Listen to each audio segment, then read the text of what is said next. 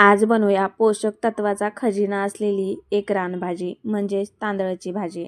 तांदळाच्या भाजीला चवळीची भाजीसुद्धा म्हटली जाते. यामध्ये vitamin A, C, K, calcium, magnesium तसेच लोह आणि मॅग्नीज सारख्या खनिजे भरपूर प्रमाणात असतात. त्यासाठी डोळ्यासाठी सुद्धा ही भाजी जी आहे ना खूप फायदेशीर आहे.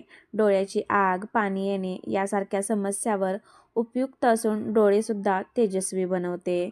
आणि मेन महत्त्वाचं म्हणजे पचनासाठी सुद्धा ही भाजी जी आहे ना ती अतिउत्तम आहे. यात फायबर असल्याने पोट साफ राहते. त्यामुळं ही जी भाजी आहे ना ती आठवड्यातून एकदा तरी नक्की बनवून खा. तर काय केलेले मंडळी, सर्वात अगोदर ही जी भाजी आहे ना ती साफ करून घेतलेली आहे. यामध्ये खूपच माती होती म्हणून मी ही भाजी जी आहे ना निवडून पाण्यामध्ये ठेवलेली होती. आता लोखंडी तवा घेतलेला आहे आणि त्या तव्यामध्ये ही जी भाजी आहे ना ती मी बनवते. नेहमी तरी त्या आमच्याकडे असा लोखंडी तवा जो आहे ना तो अगदी खुलगट आहे. यामध्ये आपण भाज्यासुद्धा बनवू शकतो. अशा प्रकारे आहे. तर लोखंडी तव्याचे आहे ना अनेक फायदे आहेत. जसे की अन्नातील लोहाचे प्रमाण वाढवणे, त्याचबरोबर हा जो तवा आहे ना तो नैसर्गिकरित्या नॉनस्टिक होणे आणि अन्न समान रीतीने शिजते.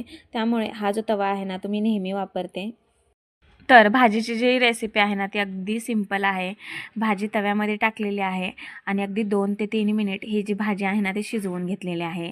शिजल्यानंतर ही जी भाजी आहे ना ती थंड पाण्यामध्ये ठेवून ती भाजीमधलं पूर्णपणे पाणी जे आहे ना ती निथळून काढून घेतलेलं आहे.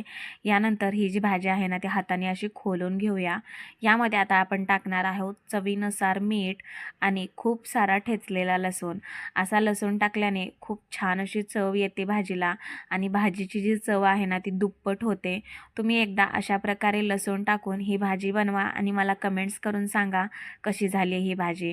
आता देऊया भाजीला फोडणी.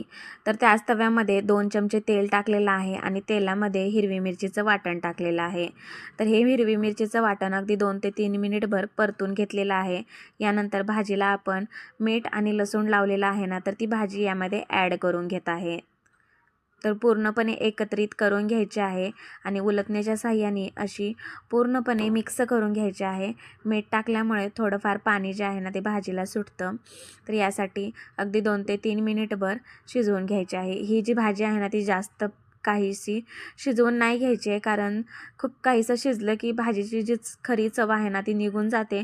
यासाठी थोडंफारच भाजी जी आहे ना ती शिजवून घ्या.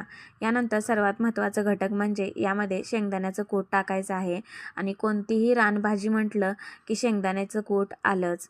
तर रानभाजीची जी चव दुप्पट होते ते शेंगदाण्याच्या कुटामुळेच होते आणि मस्तच ही जी भाजी आहे ना ती